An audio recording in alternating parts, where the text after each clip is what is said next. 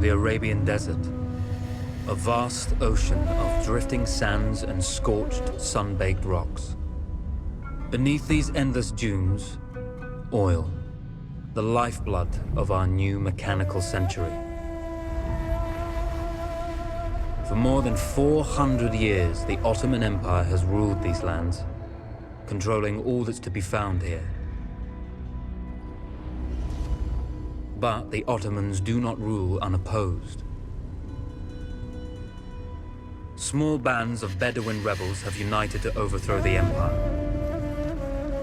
They strike without warning and then vanish into the desert. Fighting alongside them is a lone British officer, whose exploits have earned him wide renown. The world has taken to calling this man Lawrence of Arabia.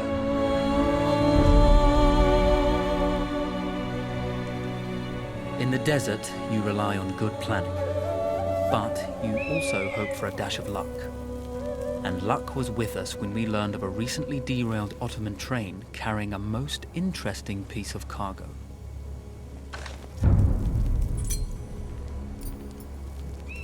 A small patrol had joined the Ottomans who survived the crash. Together, they guarded the wreckage and waited for reinforcements.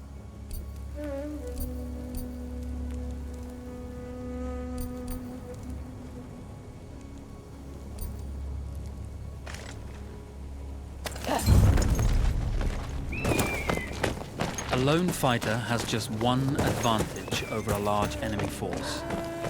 A lone fighter can move unseen.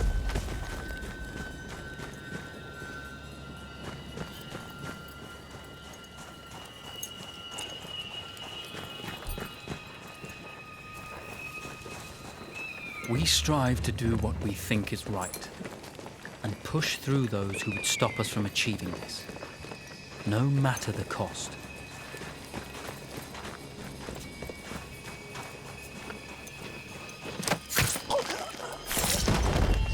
The tribesmen fought unconventionally, using weapons they knew well.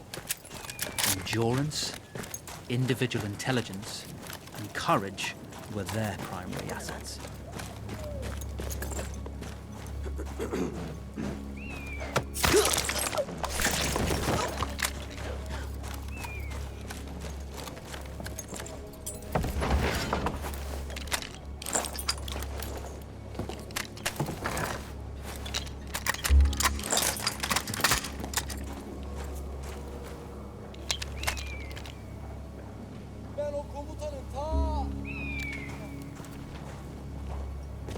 Havadan sudan muhabbet yetti gari. İhal mi oldu?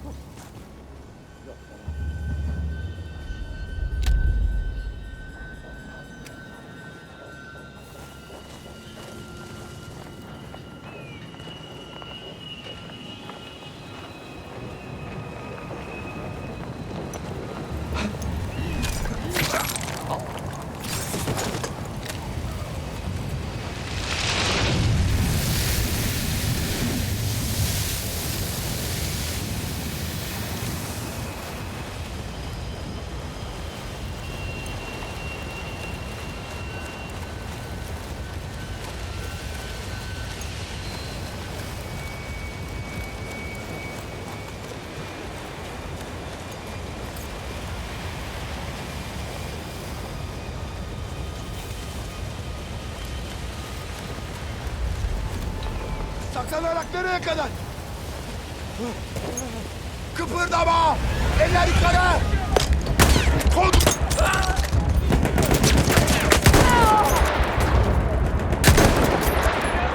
Merhamet gösterin. Nasıl yerde? Ateş etmeyin. Arayı kapat.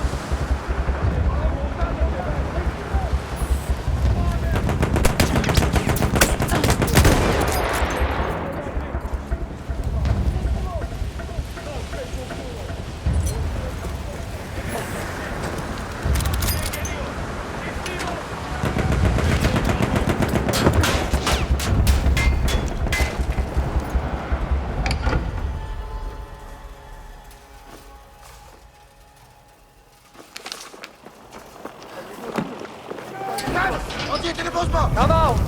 It's over.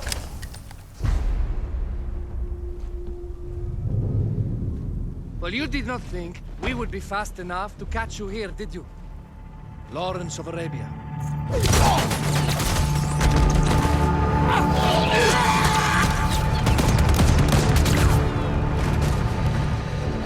Actually, I was rather depending on it. Lawrence. Well, this is very clever. Now the hunter becomes the hunted. So who might you be? How enchanting you are, my dear. Ahmed. I'll show you enchanting. If it weren't for you, I'd be free. Free, is it? You'll be free when you're dead. And I'm happy to tell you, the Empire intends to grant you all this freedom very soon. Even now, an engine of destruction scours this desert, obliterating your allies, your families, your homes. Soon there will be nowhere to run. Nowhere to hide. Soon all that you know, and all that you love, will be ashes. You will all be free to die. Oh. Ah, you animal! Zara.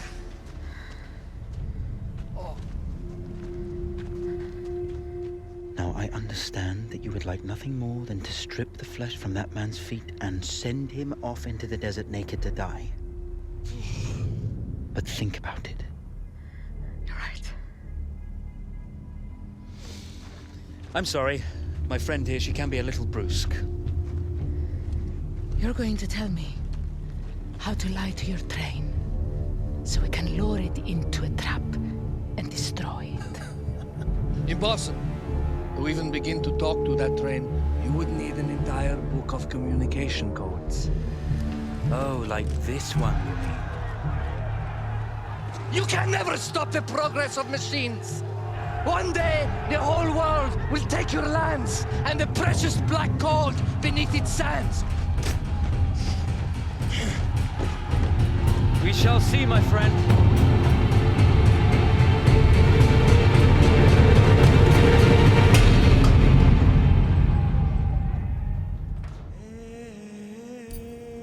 Of course, obtaining the codebook was not enough. To destroy this Iron Dragon, this Canavar, as the Ottomans had named it, we had to send it 3 encrypted messages telling it to stand down.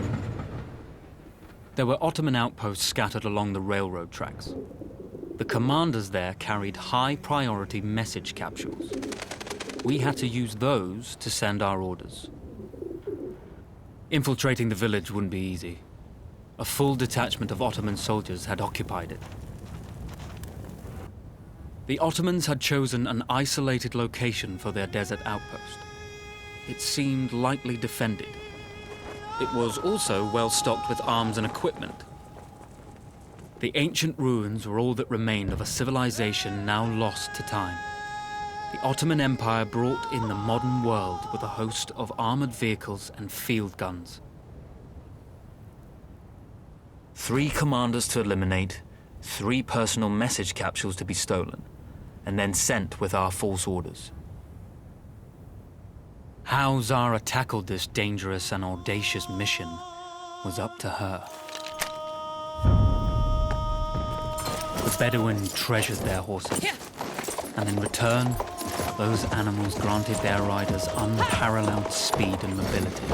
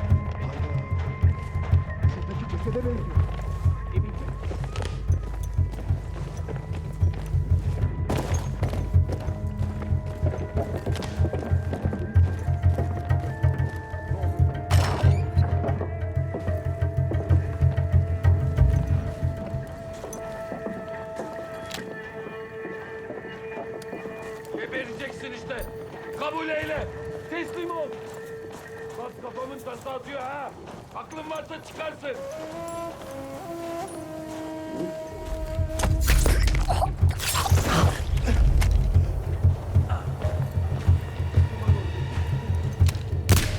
Eller yukarı. Bizden Cigamon oldu.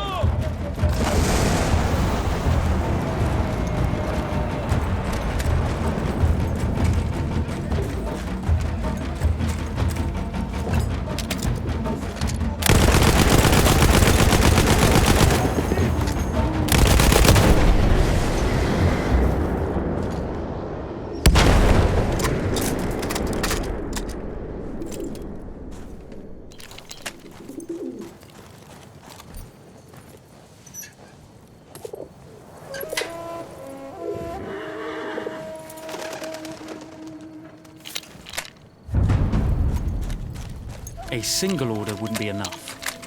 Ottoman protocol required the message to be received in triplicate before the train would acknowledge it as genuine. Here!